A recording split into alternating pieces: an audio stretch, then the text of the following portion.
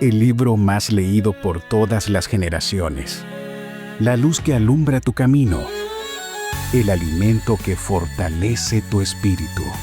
Narrado por Wendy Necio Sub, la Biblia en 365 días. 13 de marzo, bienvenidos a la Biblia en 365 días. Hoy es el día 72 y vamos a estar hablando de creer en lo imposible. Seguimos firmes en este hermoso viaje a través de la palabra de Dios. Y antes de empezar, quiero contarles algo que me pasó ayer.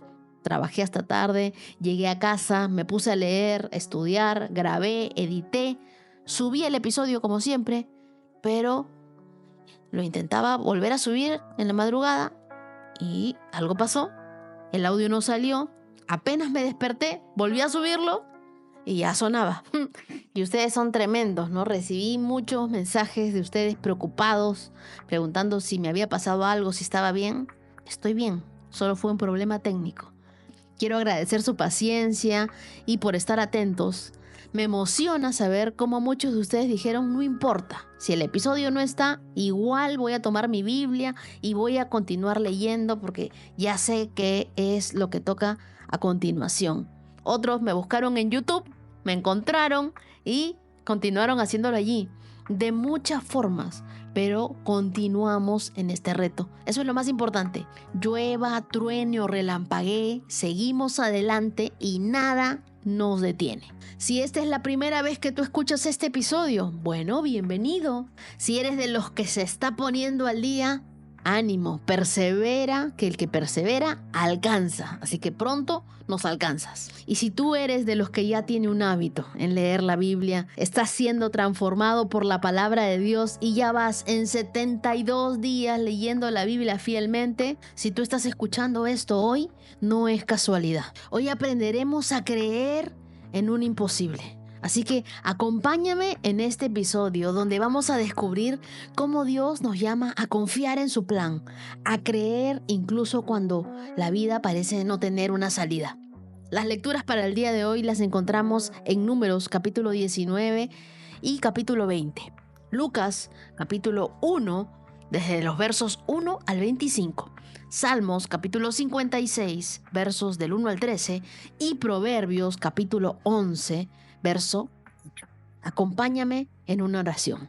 Dios, gracias porque cada día de este reto tú nos muestras que estás obrando en nuestras vidas, que tú no nos dejas a nuestra suerte, tú nos acompañas cada día. Aún cuando enfrentamos obstáculos, sabemos que tú estás con nosotros. Cuando algo no sale como nosotros esperamos, sabemos que tú tienes el control de todas las cosas. Ayúdanos a confiar en ese imposible. Ayúdanos a creer en tus promesas. Ayúdanos a caminar en fe y no por vista, no por lo que ven nuestros ojos. Ayúdanos a creer en ese milagro que tienes para nuestras vidas, sin importar las circunstancias. Hoy abrimos nuestro corazón para recibir de tu palabra. Háblanos. Calma la ansiedad en nuestra vida. Acompaña y sana a todas las personas que hoy están pasando por una enfermedad. Creo, Dios, que puedo ver un milagro hoy. Creo, Dios. Y a todos los que nos falta fe, Señor, aumenta nuestra fe. Que nuestra fe venga por el oír tu palabra en este día. Creemos en ese imposible y oramos por él. En el nombre de Jesús. Amén. Y ahora sí, comenzamos. Números 19, verso 1. El Señor le dijo a Moisés y a Aarón, este es otro requisito legal ordenado por el Señor. Díganle al pueblo de Israel que traiga una novilla de color rojizo, un animal perfecto, sin defectos, y al que nunca se le haya colocado un yugo para el arado. Entréguenla al sacerdote Eleazar para que sea llevada fuera del campamento y la maten en su presencia. Entonces Eleazar tomará con el dedo un poco de sangre y lo rociará 7 veces hacia la frente del tabernáculo. La novilla será quemada por completo, la piel, la carne, la sangre y el estiércol, en presencia de Eleazar. Y después el sacerdote Eleazar tomará un palo de cedro, una rama de hisopo y un poco de hilo escarlata y lo arrojará en el fuego donde se quema la novilla. Luego el sacerdote lavará su ropa y se bañará en agua.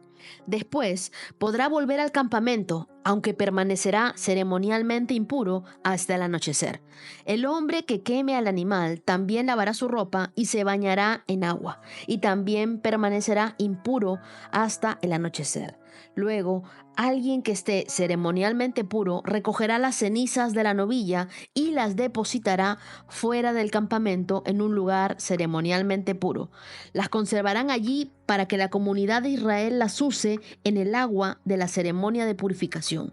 Esta ceremonia se realiza para quitar los pecados. El hombre que recoja las cenizas de la novilla también lavará su ropa y quedará ceremonialmente impuro hasta el anochecer. Esta será una ley perpetua para los israelitas y para todo extranjero que viva entre ellos. El que toque el cadáver de un ser humano quedará ceremonialmente impuro durante 7 días. Esta persona debe purificarse el tercer y el séptimo día con el agua de la purificación y entonces quedará purificada. Pero si no lo hace el tercer y el séptimo día, quedará impura aún después del séptimo día. El que toque un cadáver y no se purifique de la debida manera, contamina el tabernáculo del Señor y será excluido de la comunidad de Israel, ya que no se roció con el agua de la purificación y su contaminación continúa. La siguiente ley ritual se aplica cuando alguien muere dentro de la carpa. Todos los que entren en esa carpa y los que se encontraban en ella cuando la muerte ocurrió quedarán ceremonialmente impuros durante 7 días. Todo recipiente abierto en la carpa que no está cerrado con tapa también será contaminado.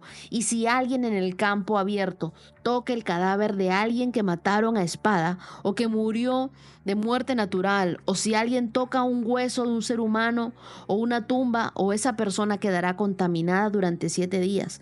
Para quitar la contaminación, pongan un frasco, parte de las cenizas y la ofrenda quemada de la purificación y echen agua fresca sobre ellas. Después, alguien ceremonialmente puro tomará una rama de hisopo y la mojará en agua. Esa persona debe rociar el agua sobre la carpa y sobre los muebles de la carpa y sobre las personas que están en ellas y también sobre la persona que tocó un hueso humano o tocó una persona que mataron o que murió a muerte natural o tocó una tumba. La persona ceremonialmente pura rociará el agua sobre los que quedan contaminados el tercer y el séptimo día. Después, el séptimo día, las personas en proceso de purificación deben lavar sus ropas y bañarse. Entonces esa noche quedarán limpios de su contaminación, pero los que se contaminen y no se purifiquen serán excluidos de la comunidad porque han contaminado el santuario del Señor, ya que el agua de la purificación no se ha rociado sobre ellos, quedarán contaminados.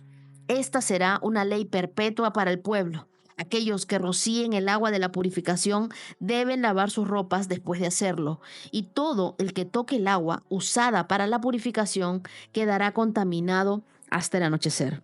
Toda cosa o toda persona que toque a alguien contaminado quedará ceremonialmente impura hasta el anochecer. Números, capítulo 20. El primer mes del año, toda la comunidad de Israel llegó al desierto de Zin y acampó en Cades. Mientras estaba allí, Miriam murió y la enterraron.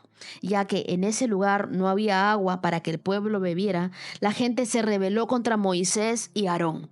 El pueblo culpó a Moisés y dijo: si tan solo hubiéramos muerto con nuestros hermanos delante del Señor. ¿Por qué trajiste a la congregación del pueblo del Señor a este desierto para morir junto con todos nuestros animales? ¿Por qué nos obligaste a salir de Egipto y nos trajiste a este terrible lugar? Esta tierra no tiene granos, ni higos, ni uvas, ni granadas, ni agua para beber. Entonces Moisés y Aarón se apartaron del pueblo y fueron a la entrada del tabernáculo, donde cayeron rostro en tierra. Y allí la presencia gloriosa del Señor se les apareció, y el Señor le dijo a Moisés: Tú y Aarón tomen la vara y reúnan a toda la comunidad en presencia de todo el pueblo. Háblale a la roca y de ella brotará agua. De la roca proveerás suficiente agua para satisfacer a toda la comunidad y a sus animales. Así que Moisés hizo lo que se le dijo. Tomó la vara del lugar de donde se guardaba en la presencia del Señor. Luego él y Aarón mandaron a llamar al pueblo a reunirse frente a la roca. Escuchen ustedes rebeldes, gritó. ¿Acaso debemos sacarles agua de esta roca? Enseguida Moisés levantó su mano y golpeó la roca 2 veces con la vara, y el agua brotó a chorros. Así que toda la comunidad y sus animales bebieron hasta saciarse. Sin embargo, el Señor le dijo a Moisés y a Aarón: puesto que no confiaron lo suficiente en mí para demostrar mi santidad a los israelitas, ustedes no los llevarán a la tierra que les doy. Por eso, este lugar se conoce como las aguas de Meriba, que significa discusión, porque allí el pueblo de Israel discutió con el Señor y Él demostró su santidad entre ellos. Mientras Moisés estaba en Cades, envió embajadores al rey de Edom con el siguiente mensaje: esto es lo que dicen tus parientes los israelitas. Tú sabes todas las dificultades por las que hemos pasado. Nuestros antepasados bajaron a Egipto y allí vivimos un largo tiempo. Los egipcios nos maltrataron brutalmente, tanto a nosotros como a nuestros antepasados. Pero cuando clamamos al Señor, Él nos oyó y envió un ángel que nos sacó de Egipto. Quiero que marques ese verso número 15 de Números capítulo 20. Ahora estamos acampando en Cades, la ciudad en la frontera de su territorio. Por favor, permítenos atravesar tu territorio y tendremos el cuidado de no pasar por tus campos y viñedos, y ni siquiera beberemos el agua de tus pozos. Seguiremos derecho por el camino real sin desviarnos hasta que hayamos atravesado tu territorio. Sin embargo, el rey de Edom dijo: quédense afuera de mi territorio o saldré a su encuentro con mi ejército. Entonces los israelitas le contestaron: nos mantendremos en el camino principal. Si nuestros animales beben de tu agua, te la pagaremos, y solo permítenos atravesar tu territorio, es lo que te pedimos.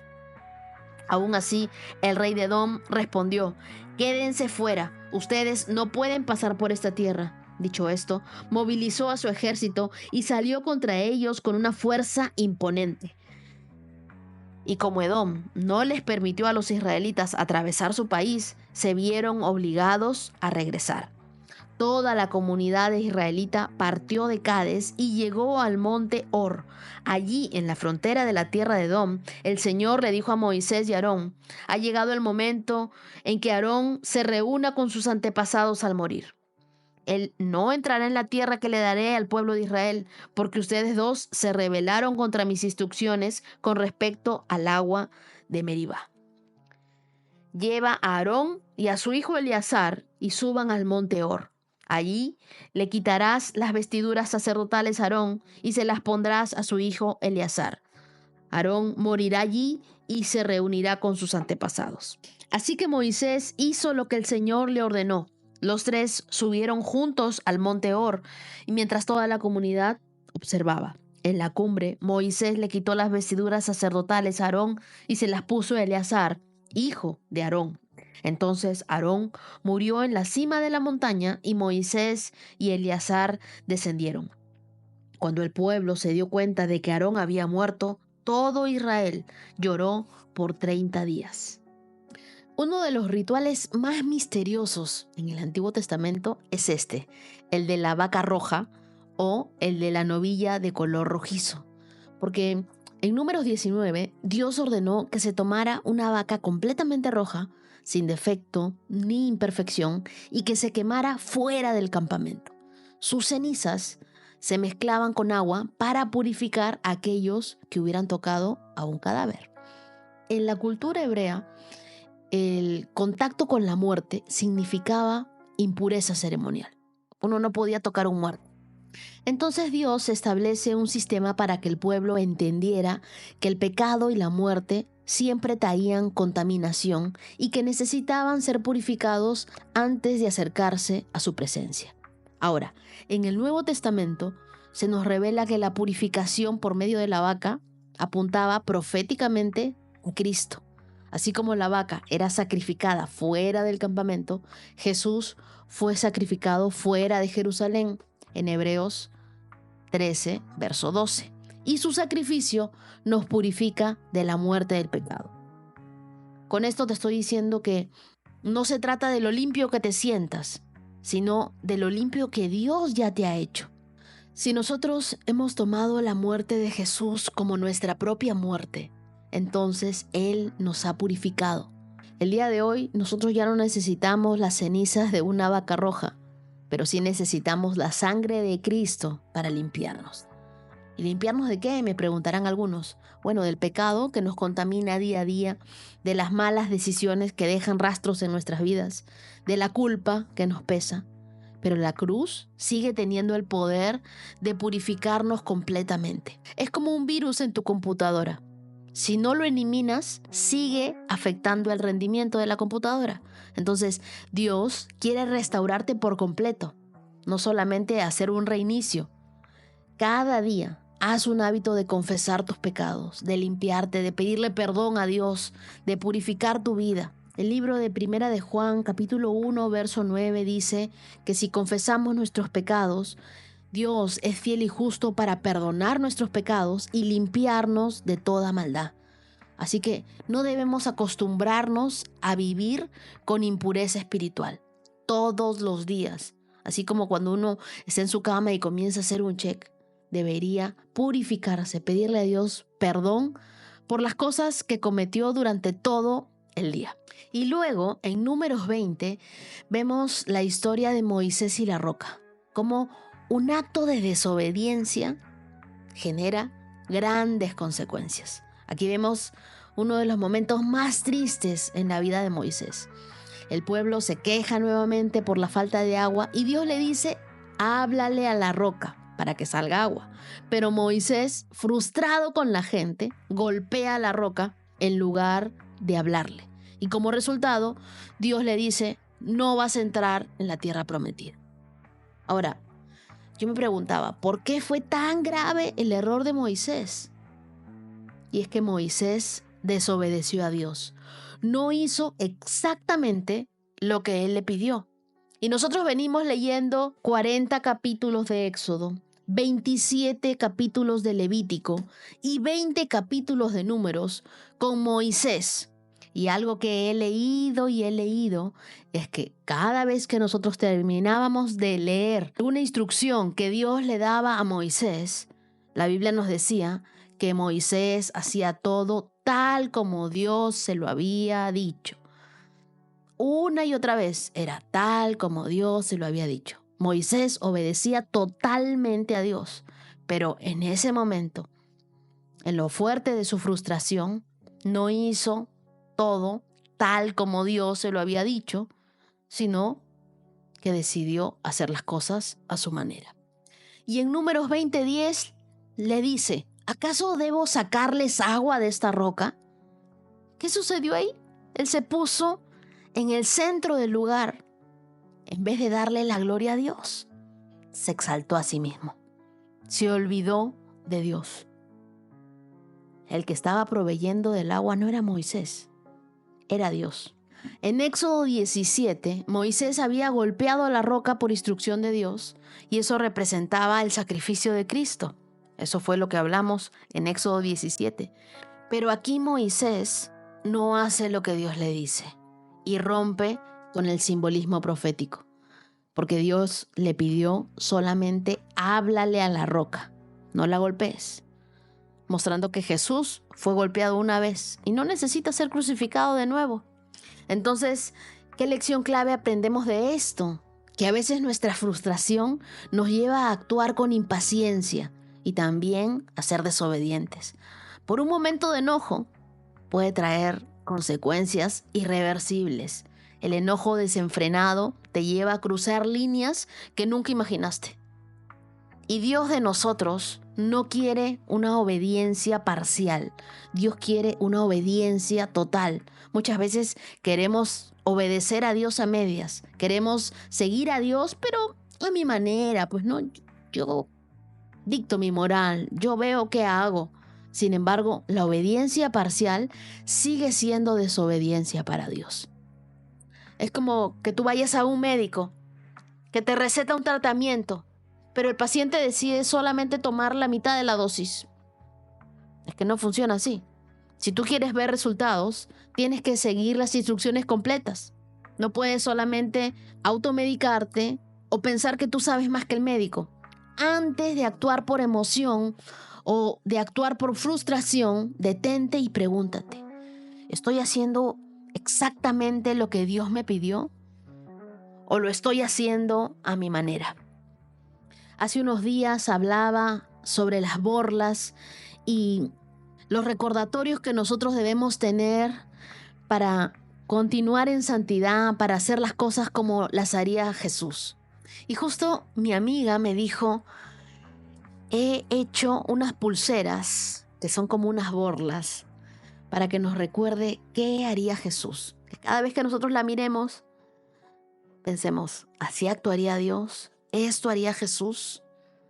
Nosotros debemos tener un recordatorio, algo que nos diga: ¿estamos actuando a nuestra manera, tratando de obedecer a medias a Dios? ¿Estamos tratando de hacerle la criolla?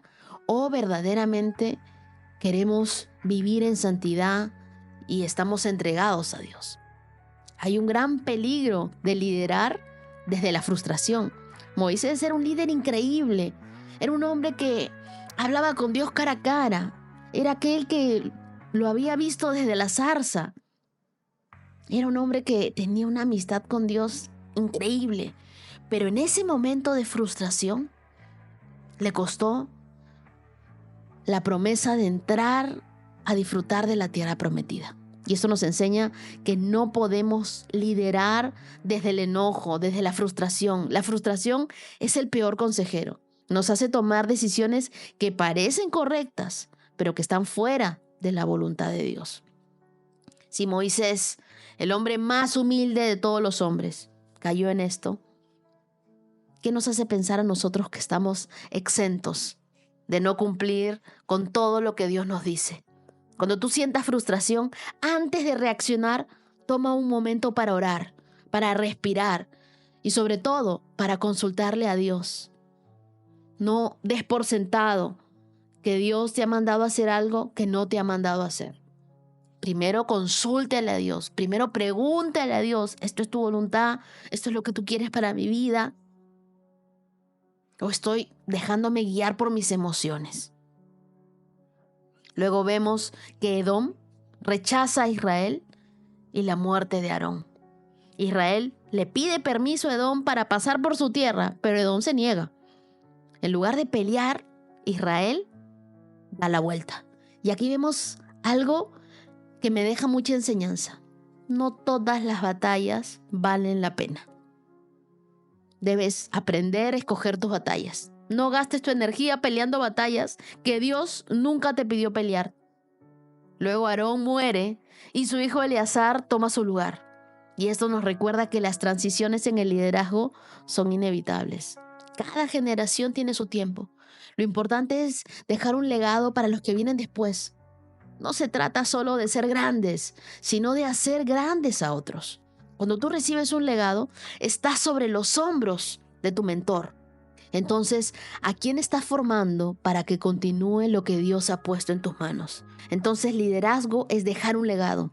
No solo hagas grandes cosas, sino prepara a otros para hacer grandes cosas y continuar con la misión.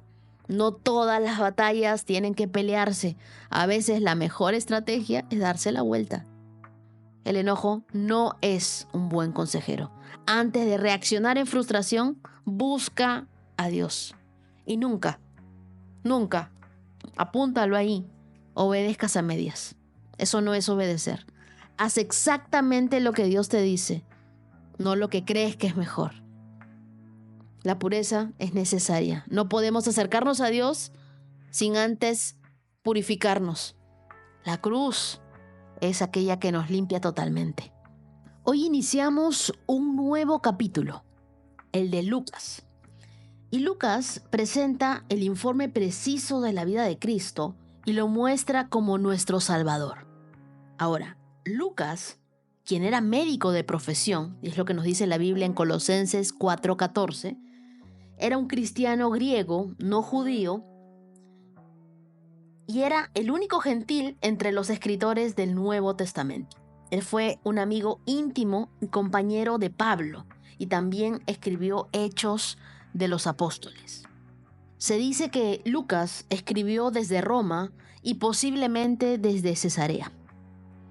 Todo nacimiento es un milagro y cada niño es un regalo de Dios. Sin embargo, hace unos 20 siglos atrás ocurrió el milagro de los milagros, el nacimiento del Hijo de Dios.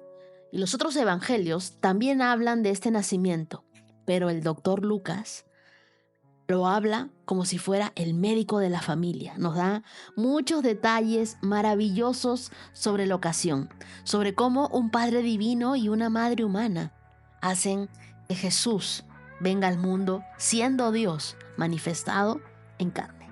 Lucas afirma la divinidad de Jesús, pero el énfasis del Evangelio de Lucas radica en su humanidad. Vamos a ver a Jesús, el Hijo de Dios, que es también el Hijo del Hombre, y Lucas era un hombre de cierta ciencia en los detalles. Por lo tanto, no es sorprendente que empiece su relato con una explicación general de su extensa investigación y que indica que está presentando la verdad.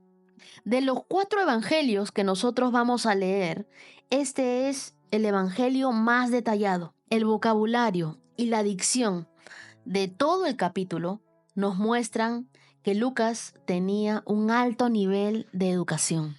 Veremos también que él hace referencia a enfermedades y diagnósticos, pero enfatiza en la relación de Jesús con la gente. Subraya la oración, los milagros y los ángeles.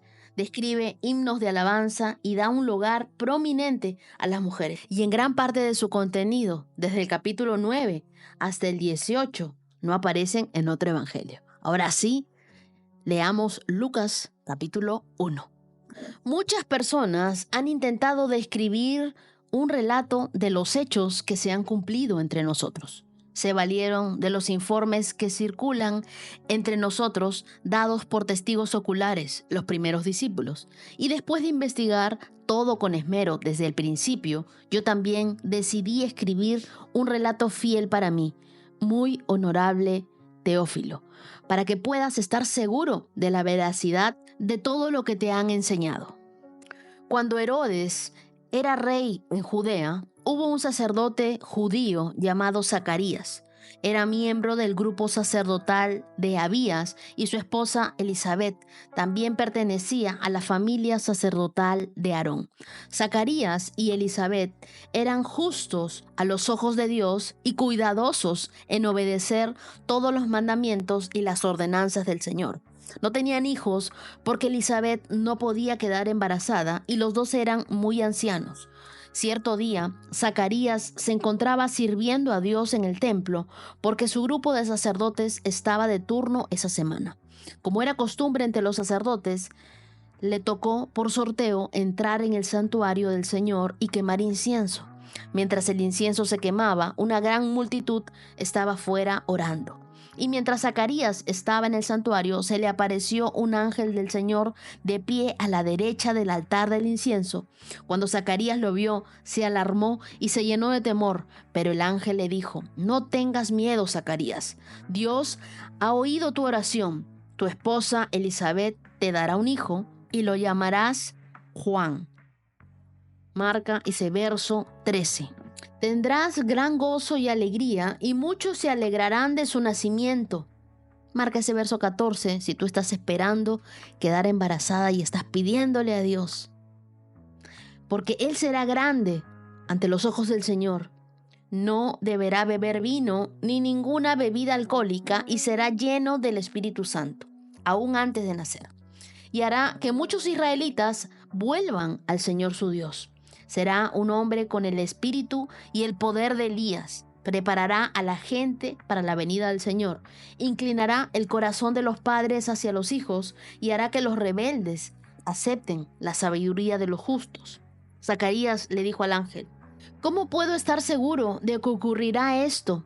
Yo soy muy anciano y mi esposa también es de edad avanzada.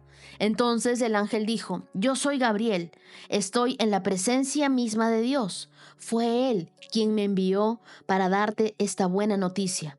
Pero ahora, como no creíste lo que te dije, te quedarás mudo, sin poder hablar hasta que nazca el niño. Te aseguro que mis palabras se cumplirán a su debido tiempo. Mientras tanto, la gente esperaba a que Zacarías saliera del santuario y se preguntaba por qué tardaba tanto. Cuando por fin salió, no podía hablarles. Entonces, por las señas que hacía y su silencio, se dieron cuenta de que seguramente había tenido una visión en el santuario. Cuando Zacarías terminó su semana de servicio en el templo, regresó a su casa. Poco tiempo después, su esposa Elizabeth quedó embarazada y permaneció recluida en su casa durante 5 meses. ¡Qué bondadoso es el Señor!, exclamó ella. Me ha quitado la vergüenza de no tener hijos.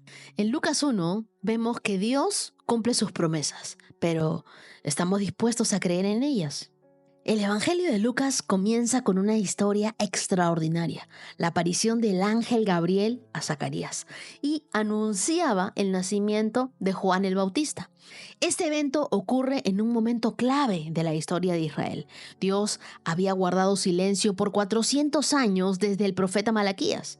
La nación vivía bajo el dominio de Roma y muchos se preguntaban si Dios todavía estaba activo en su historia. Dios puede estar en silencio, pero nunca está inactivo. Su plan sigue en marcha, incluso cuando no lo sentimos. El silencio de Dios no significa su ausencia, significa que Él está orquestando algo mayor de lo que tú y yo imaginamos. Y hoy quiero hablarles a todos los Zacarías y a todas las Elizabeth que están esperando tener un bebé en brazos. Lucas nos dice que Zacarías y su esposa Elizabeth eran justos delante de Dios en el verso 6, pero no tenían hijos. En la cultura judía, la esterilidad era vista como una señal de desagrado divino, lo cual era una gran carga emocional para ellos. ¿Y cuántas veces sentimos que estamos haciendo las cosas bien, pero no recibimos aquello por lo que estamos orando durante años? Hay momentos donde le hemos dicho a Dios: ¿pero por qué? Si yo te sirvo, yo creo, yo oro, yo intercedo, yo voy a una iglesia, yo doy mis diezmos, he cumplido mis pactos contigo. ¿Por qué? Es fácil creer que Dios está bendiciendo a otros y nos ha olvidado a nosotros. Pero la espera en Dios nunca es negación, es preparación. Prepárate, Zacarías, prepárate, Elizabeth, prepárate. Como sacerdote, Zacarías tenía el privilegio de entrar al lugar santo para ofrecer incienso. Este era un honor que solo ocurría una vez en la vida de un sacerdote. Y mientras estaba allí, el ángel Gabriel se aparece con una noticia increíble.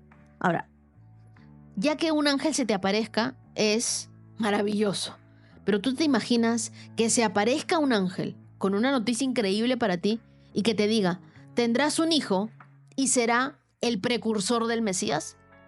Aquí yo veo 2 principios poderosos espirituales. Primero, que Dios responde en su tiempo, no en el nuestro. Aunque Zacarías y Elizabeth habían esperado por décadas, Dios no había olvidado su oración. Y es lo mismo que quiero recordarte hoy. Dios no se ha olvidado de tus oraciones. Dios escucha tus oraciones. Y lo segundo, Dios muchas veces nos habla en los momentos en los que estamos sirviendo. Por ejemplo, Zacarías estaba en su labor de sacerdote y es allí cuando Dios lo visitó. Si tú te mantienes fiel en lo que tienes que hacer, fiel en tu comunión con Dios, Dios te sorprenderá con lo extraordinario. Pero ¿qué sucedió en Lucas 1:18? Zacarías responde al ángel con incredulidad. Él dice, pero ¿cómo puedo estar seguro de que esto sucederá si yo soy muy anciano y mi esposa también tiene sus añitos, ¿no? Y como resultado, el ángel lo deja mudo hasta el nacimiento de Juan. ¿Y por qué fue tan grave su duda? ¿Por qué lo dejaron mudo? Yo no me imagino que Dios, por alguna burrada que diga, me deje muda.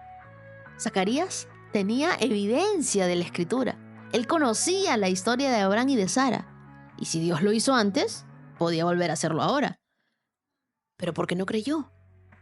Ahora, Zacarías era un sacerdote. Se suponía que debía enseñar a otros a confiar en Dios. Era un líder espiritual. Pero en un momento crucial, dudó. Segundo error. La fe no requiere lógica, requiere confianza. Y una confianza absoluta en Dios. No importa cuán imposible pareciera, Dios ya había decidido hacerlo. El problema no es si Dios puede hacerlo, es si nosotros podemos creer que Dios lo va a hacer. Y quiero recordarte hoy, cree en lo imposible. Recuerda lo que Dios ha hecho antes. Recuerda lo que Dios ha hecho antes por ti. Si lo hizo con Abraham, si lo hizo con Moisés, si lo hizo con David, ¿por qué no lo hará contigo? Cree en lo imposible. La fe y la incredulidad son contagiosas. Así que rodéate de personas que hablen fe, no de personas que te hagan dudar. Declara la palabra, no declares tu diagnóstico, no declares tu problema. En lugar de decir, no me veo embarazada, no creo que Dios tenga eso para mí. ¿Que yo? ¿No? ¿Que yo voy a hacer? Declara, Dios ya lo hizo. Dios ya tiene a mi bebé en mi vientre. Dios ya hizo el milagro. La fe ve lo invisible, cree lo increíble y recibe lo imposible. Elizabeth fue una mujer que escondió su milagro. Después de quedar embarazada, Elizabeth se ocultó durante 5 meses. ¿Por qué? ¿Te has preguntado por qué? Pregúntame por qué. Posiblemente porque después de años de vergüenza por su esterilidad, quería asegurarse de que este milagro era real. Y hay muchas mujeres que también reciben un milagro de parte de Dios, pero no están seguras todavía de decirlo. Dicen, no, ¿y si no sale? Dios responde a nuestras oraciones, pero muchas veces nosotros tenemos miedo de compartirlo porque no queremos decepcionarnos si algo sale mal. La fe no se basa en circunstancias, se basa en la fidelidad de Dios. Así que cree en lo imposible. Dios no necesita evidencia visible para probar que Él está obrando. Si tú sientes que Dios ha estado en silencio en tu vida, bueno, recuerda que su silencio no significa su inactividad. Dios está obrando en tu vida aunque tú no lo veas. Has estado esperando por una promesa durante mucho tiempo. Confía en que Dios te está preparando para el escenario perfecto. Dios está armando todo tras bambalinas. Él hará un milagro en tu vida. Si has dudado en medio de la fe, pídele a Dios que te ayude a creer como nunca antes. Las promesas de Dios no tienen una fecha de vencimiento. Se cumplirán en el tiempo perfecto. Dile a Dios, hoy decido creer aunque no pueda ver. Yo confieso que tú estás obrando en mi vida. Ahora leamos Salmos 56, versos del 1 al 13. Oh Dios, ten misericordia de mí porque la gente me acosa. Mis enemigos me atacan todo el día. Los que me calumnian no dejan de acosarme y muchos me atacan descaradamente. Marca este verso 3. Pero cuando tenga miedo, en ti pondré mi confianza. Alabo a Dios por lo que ha prometido. En Dios confío. ¿Por qué habré de tener miedo? ¿Qué pueden hacerme unos simples mortales? Siempre tergiversan lo que digo. Se pasan el día tramando cómo hacerme daño. Se juntan para espiarme. Vigilan cada paso que doy, ansiosos de matarme. No permitas que estos malvados se salgan con la suya. En tu enojo, oh Dios, derríbalos. Tú llevas la cuenta de todas mis angustias y has juntado todas mis lágrimas en tu frasco. Has registrado cada una de ellas en tu libro. Mis enemigos emprenderán la retirada cuando yo clame a ti por ayuda. Una cosa sé, Dios está de mi lado. Marca el verso 9 y también el verso 8.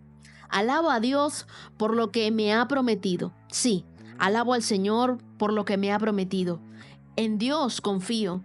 ¿Por qué habría de tener miedo? ¿Qué pueden hacerme unos simples mortales? Cumpliré los votos que te hice, oh Dios, y ofreceré sacrificio de gratitud por tu ayuda, pues me rescataste de la muerte.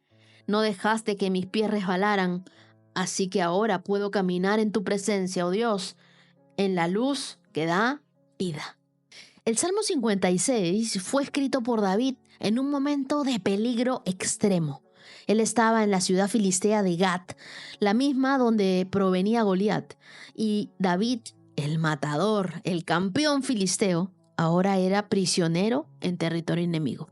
El mismo David, que había sido celebrado por derrotar a Goliat, ahora se encontraba atrapado en la tierra del gigante. Sus enemigos lo rodeaban y hablaban en su contra y planeaban destruirlo. Y es que el miedo es real, pero también lo es la fidelidad de Dios. En medio de este escenario aterrador, David no deja que el miedo lo paralice, sino que toma una decisión. Voy a confiar en Dios por encima de mis circunstancias. Cuando el miedo te golpea, que tu fe responda. En el verso 1, David le dice a Dios: siento que me están acosando mis enemigos y me atacan todo el día. A veces nuestras preocupaciones nos acosan todo el día. Nos sentimos rodeados por problemas financieros, por enfermedades, por ansiedad, por críticas. Pero al igual que David, podemos clamar a Dios. Cuando la vida te acorrale, recuerda que Dios siempre tiene una salida. Te hice marcar el verso 3 porque me encantó la respuesta de David. Cuando tenga miedo, en ti pondré mi confianza. David aquí no nos dice que nunca va a tener miedo. Lo que nos está diciendo es: cuando el miedo venga, voy a decidir confiar en Dios. Cuando a veces hay temblores, a mí me entra el miedo porque es algo que no puedo controlar. Y mi papá se ha acercado a mí, me ha abrazado y me ha dicho: todo va a estar bien. Y ahí el miedo ha comenzado a disiparse. Yo, que quería salir corriendo, no, me he calmado. Y siento que eso es lo que Dios hace con nosotros, cuando nosotros decidimos confiar en Él. Escucha la voz de Dios. La fe no va a ignorar el miedo, lo va a enfrentar con la verdad de Dios. Cada vez que tú sientas que el miedo te invade, repite este verso en voz alta y dilo hasta que tu espíritu lo crea. Cuando tenga miedo, en ti pondré mi confianza, Señor. En ti está puesta mi confianza. A ti te creo, Dios. Y el verso 4, David comienza a decirle a Dios: ¿por qué habría de tener miedo? ¿Qué pueden hacerme estos simples mortales? Y te das cuenta cómo la oración de David en el verso 3 cambia drásticamente en el verso 4. Él comienza a tener otro enfoque. Deja de mirar el tamaño de sus enemigos y se enfoca en la grandeza de su Dios. A veces la mayor muestra de fe es alabar a Dios en medio de una batalla. Y si hoy tú estás orando, eres parte de este reto, todos los días estás leyendo la Biblia, vas a ser librado de muchos temores, de esas cosas que te mantenían estancado, paralizado, que te daban miedo a hacer. Dios te está armando de valor. Dios te ve diferente. Estás aprendiendo a verte como Dios te ve. Y un verso que me encanta es el verso 8, donde David le dice a Dios: yo sé que tú llevas la cuenta de todas mis angustias y has juntado todas mis lágrimas en tu frasco. Has registrado cada una de ellas en tu libro. Yo creo que este es uno de los versículos más conmovedores en la Biblia, porque Dios ve cada una de nuestras lágrimas y ninguna de nuestras aflicciones pasa desapercibida para Él. Tal vez tú sientes que nadie ve tu dolor, pero Dios registra todo. Tus lágrimas no son en vano. Dios las convertirá en un gran testimonio. Ahora leamos Proverbios 11:8 y márcalo en tu Biblia. Dice, los justos son rescatados de dificultades y éstas caen sobre los perversos. Dios no promete que los justos nunca enfrentarán problemas, sino que Él los rescatará de ellos. Así que el rescate de Dios no siempre es evitar la tormenta, sino sacarnos de ella en el momento perfecto. Noé fue rescatado del diluvio mientras los impíos perecieron. José fue sacado de la cárcel y promovido al gobierno mientras sus opresores quedaron en vergüenza. Daniel fue librado del foso de los leones mientras sus enemigos fueron devorados por ellos. El pueblo de Israel fue rescatado de Egipto mientras el ejército del faraón fue destruido en el Mar Rojo. Dios no siempre nos rescata como esperamos, pero siempre nos rescata a tiempo. Y la otra parte del verso dice que las dificultades caen sobre los perversos. Entonces, son los perversos los que terminan atrapados en su propia maldad. Por ejemplo, Judas traicionó a Jesús, pero terminó quitándose la vida por culpa, nos dice Mateo, capítulo 27, verso 5. Puede ser que la trampa que otros preparan para ti, Dios la convierta en su próxima caída. Dios a nosotros no nos va a eximir de problemas, pero lo que nos promete es que Él nos va a rescatar en el momento perfecto. A veces el rescate es inmediato, otras veces es progresivo y otras será en la eternidad. Pero el mal no quedará impune. Dios se encargará de hacer justicia. Día 72, check. Y antes de despedirme, quiero aprovechar este momento para enviar unos saludos muy especiales a quienes hoy 13 de marzo están celebrando su cumpleaños. Feliz cumpleaños para Mirna Castro Rolando, desde Lima, Perú, para Miriam del Milagro, desde Valencia, España, para Grace Albarracín Peña, también desde Lima, Perú, para Darlene desde Chile, para Vladimir Labra, con mucho cariño de parte de Leti y de Allison, y también saludo con mucho cariño a Noah Vega de Florida Blanca, Colombia, que este mes celebró su cumpleaños número 7, para Astrid López de Colombia, quien también estuvo cumpliendo años recientemente, para Antonio Cervantes desde México y para Heidi Jiménez en Lima, Perú. Y quiero enviar un saludo muy especial para Mario y Vanessa, que dicen que mi voz la tienen grabada en su mente. Dios los bendiga mucho y gracias a todos por su cariño. Gracias por ser parte de esta comunidad y por compartir el amor de Dios siempre. Que tengan un lindo día. Nos vemos mañana. Bendiciones. 365 con Dios, con Wendy Necio Sub.